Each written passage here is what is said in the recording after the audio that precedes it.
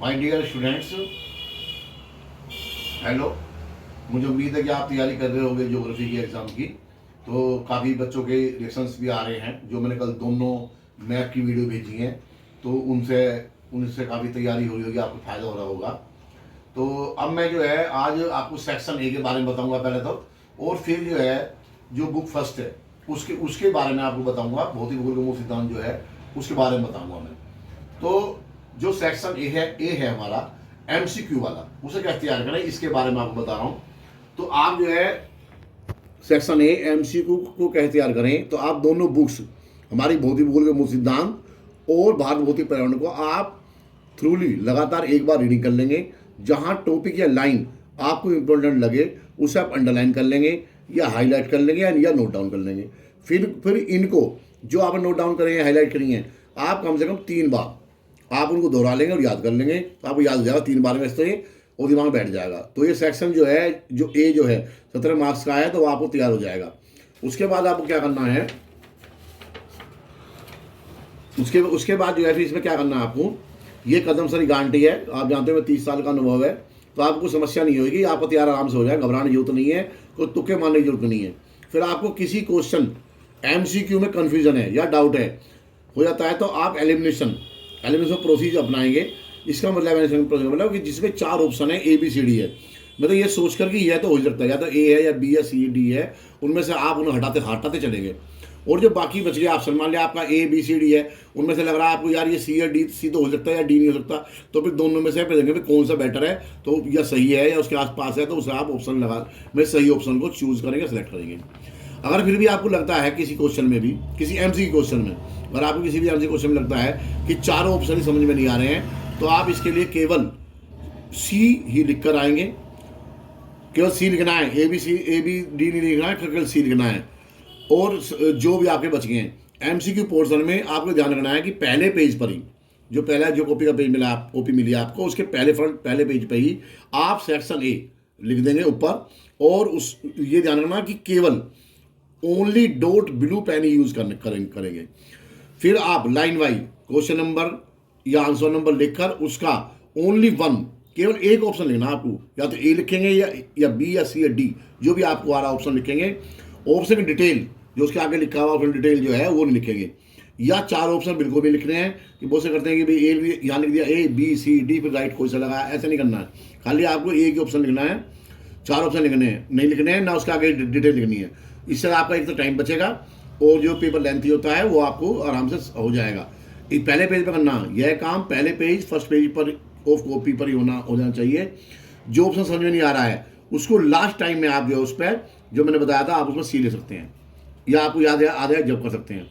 तो इसमें आपको ये क्या करना है, जैसे क्वेश्चन नंबर 1 है तो पहली लाइन में लिख दिया, मान लो उसका उत्तर ए है, या क्वेश्चन नंबर 2 उसका उत्तर बी है, या तीसरे का बी है, तो ऐसे 17 तक आप लाइन में वाई क्वेश्चन नंबर लिख देंगे, आंसर नंबर लिख देंगे, और उन्हें खाली ए बी सी जो भी लिखना है वो लिख देंगे, चाहे कैपिटल में लिख दें चाहे स्मॉल में लिख दें, या जो भी ऑप्शन सही है उससे आप लिखेंगे। ठीक है भाई, इस तरह से आपका जो है एमसीक्यू जो पोर्शन है सेक्शन है बिल्कुल कंप्लीट हो जाएगा, तैयार हो जाएगा, आपको दिक्कत नहीं आएगी। 17 नंबर आप खा रहे हैं, ठीक है। और मैंने 10 नंबर का आपको बताया ही था, तो जो 10 नंबर बताया था उसमें एक बात और रह गई थी मेरी, कि जो स्पेशल नोट मैं लिखा है, जो सेक्शन ही है, जो हमारा जो मैप वाले जो मैं कल बताया दोनों क्वेश्चन मैप पोर्शन, इनके मैप्स को भरकर कॉपी के अंदर ही बांध रहे हैं, इनसाइड द कॉपी, हॉरिजॉन्टली या पैरेलल फॉर्म में अच्छी तरह से उसे बांध देंगे। ऑन पे अपना रोल नंबर जो लिख देंगे, मैप्स पर रोल नंबर, या कौन सा रोल नंबर, क्लास का नहीं, एग्जाम का रोल नंबर लिखेंगे, जो लिख देंगे। इस तरह से आपके दोनों सेक्शन ए 17 नंबर का और सेक्शन ई 10 नंबर का, टोटल 27 नंबर आपके हो जाएंगे, मार्क्स का तैयार हो जाएगा। यहाँ तक ये आप पास हो गए, 23 नंबर पास होते ही हैं, तो ये आपका आराम से हो जाएगा। अब मैं आपको बताता हूँ कि जो हमारे भौतिक भूगोल के मुख्य सिद्धांत है जो किताब के बारे में, ठीक है भाई। तो आप जानते हो कि जो भौतिक भूगोल का मूल सिद्धांत है ये हमारी किताब पहली है। एग्जाम टाइम रिविजन में आप बता रहा हूँ, आपको एनसीईआरटी जरूर फॉलो करनी है, वो देखनी है। तो इसमें जो मैं बता रहा हूँ मैं, ये मेरी गारंटी है, कदम सरी गारंटी है, ठीक है। आप जानते हैं मेरा नाम जयपाल करदम है और मैं लेक्चरर हूँ ज्योग्राफी का, तो आप जानते हैं गवर्नमेंट स्कूल में।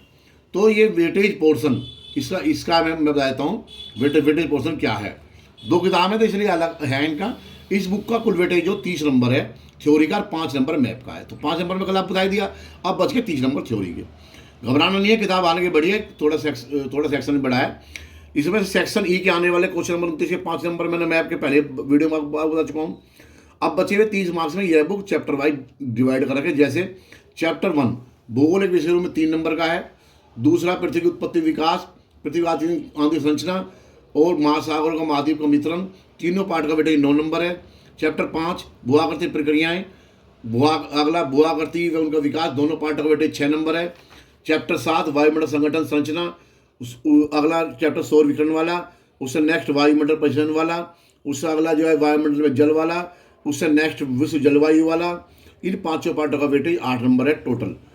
चैप्टर 12 का, चैप्टर 12 और 13 ये जो 4 नंबर है। चैप्टर 12 महासागर जल है और चैप्टर 13 में महासागर जल संचरण है। इन दोनों का 4 नंबर वेटेज है। इस प्रकार इस बुक से बहुत ही उनके मूल सिद्धांत का वेटेज थ्योरी के लिए कुल 30 नंबर है। ठीक है भाई, ये मैंने आपको आपको बता दिया इसका वेटेज पोर्शन के वेटेज कैसे है।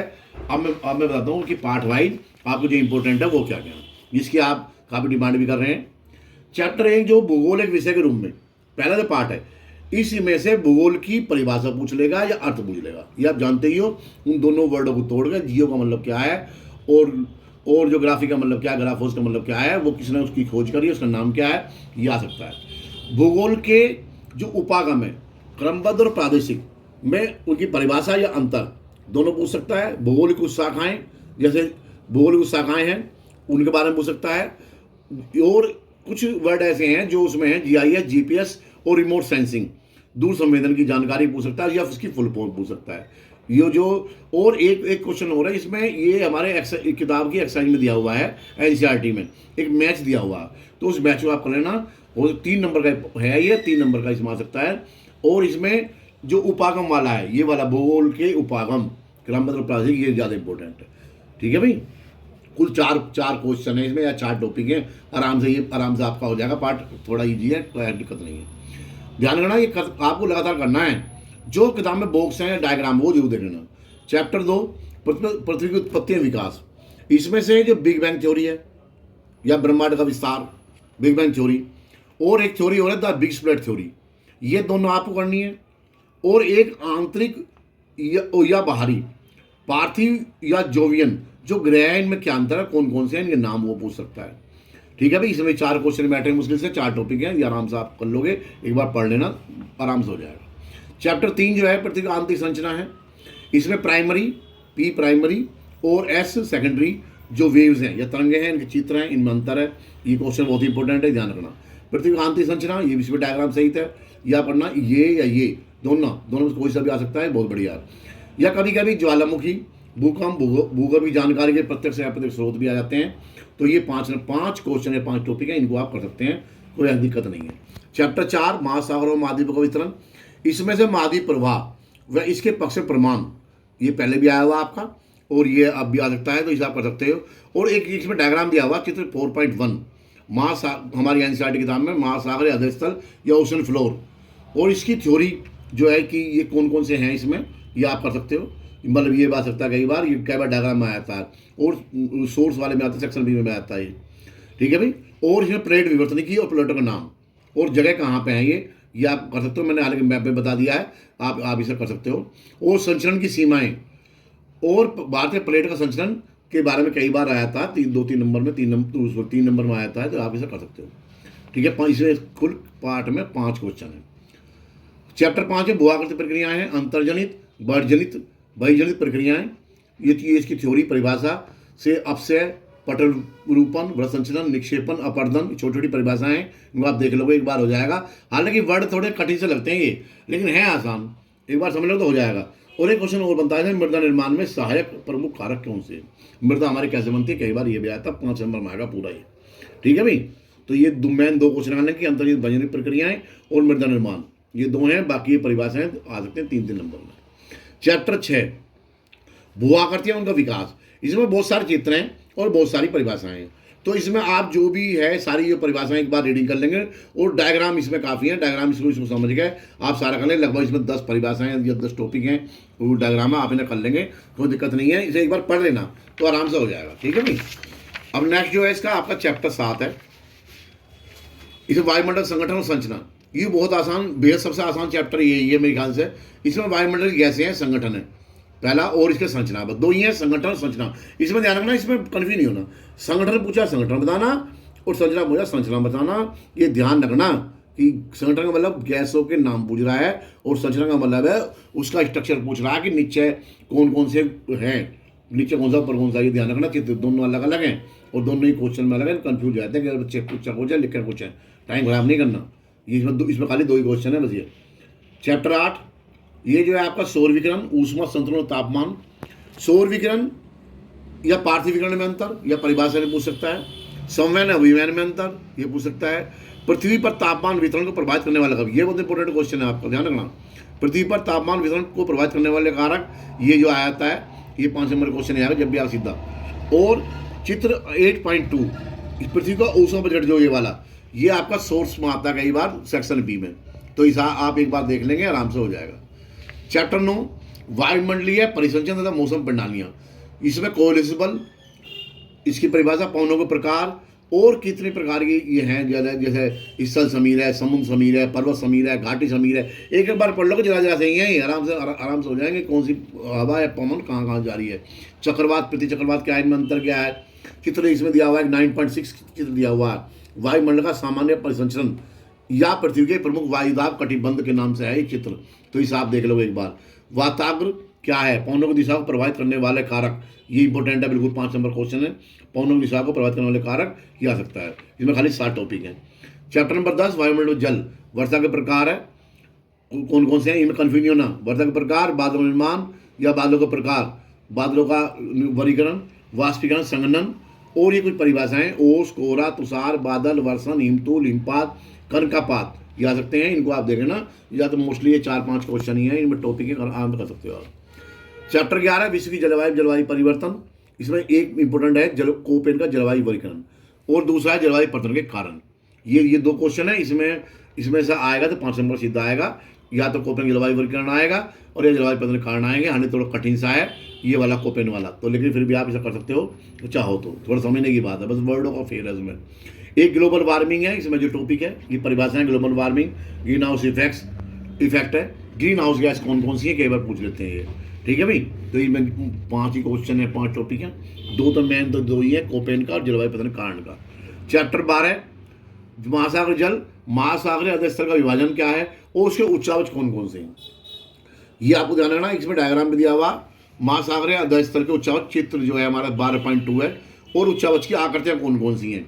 महासागर तापमान वितरण को प्रभावित करने वाले कारक बहुत इंपॉर्टेंट है, तापमान का है, लवणता का है। इसमें डायग्राम सही समझा रखा है किताब में, इसमें तापमान का दे रखा है, लवणता का दे रखा है डायग्राम, ये ध्यान रखना।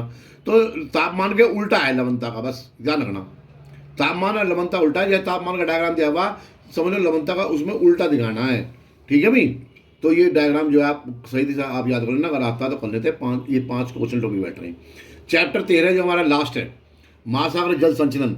चैप्टर में दिए गए बॉक्स और चित्र, एक तो ये करने हैं आपको। इसमें अपसोर उपसोर ये क्या है, तरंग, इसमें अंतर क्या है, तरंगे धाराएं में अंतर क्या है, ज्वार भाटा क्या है, इसकी परिभाषा क्या है, ज्वार भाटा की इंपॉर्टेंट है ये, ज्वार भाटा परिभाषा, उसकी परिभाषा, उसका प्रकार, उसका महत्व क्या है, ये आप पढ़ सकते हैं। 4 टॉपिक बैठते हैं इसमें, ये ध्यान रखना। स्पेशल नोट फिर मैं बता रहा हूँ आपको, बुक के सभी बॉक्स, इतने बॉक्स में दिए हुए या 2 जो किताब चित्र दिए हैं, एक बार समझना है, उन्हें पढ़ना है कि उसमें क्या दिया हुआ क्या है, तैयार करने हैं। तो आपका सेक्शन जो बी सोर्स बेस भी तैयार हो जाएगा, ध्यान रखना। ये आपका सेक्शन बी भी आराम से साथ साथ तैयार होगा अगर आप ये कर लोगे। तो इस बुक फर्स्ट में से कुल जो 65 टॉपिक हैं या 65 क्वेश्चन है इसमें बैठते हैं। हालांकि थोड़ा बड़ा सा बैठता है ये, मैंने पहले बताया कि आपका जो है ये थोड़ी किताब बड़ी है, 13 पार्ट है, लेकिन इसमें आप आराम से कर सकते हो, थोड़ा सा आप ध्यान दोगे। मेरा अपना मानना यह है, अगर आपने एक बार रीडिंग करी तो उसमें लगभग जो है मेरी अपनी समझ के हिसाब से, मेरे अपने अनुभव के हिसाब से, आपको रीडिंग करने में केवल 2 घंटे और इन क्वेश्चनों को करने में आपको 4 घंटे लगेंगे, ठीक है।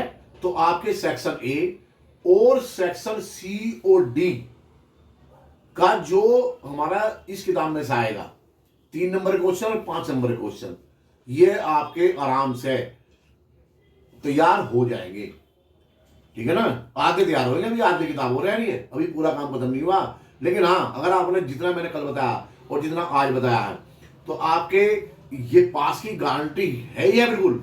अब कम से कम भी आपका जो पेपर 70% जो पेपर है वो सोल्ड में करवा चुका हूँ, और 30% जो पेपर रह रहा है उसको मैं अब आपको नेक्स्ट वीडियो में बताऊंगा, जो मैं जल्दी डाल दूंगा। आप जानते हो कि मेरे पास टाइम कम होता है, और जयपाल कदम जानते हो मेरा नाम है, और आपके लिए मैं वीडियो बना रहा हूँ कि कदम सर गारंटी है। मेरा पढ़ाया हुआ बच्चा कोई फेल नहीं हो सकता, कोई जो कम नंबर नहीं ला सकता। तो आपको पास होना है, आप घबराना नहीं है। अगर आपने एक भी क्लास अटेंड नहीं करी अब तक, उसे भूल जाओ। आपने कुछ भी करा, कुछ भी ना करा, इसे भूल जाओ।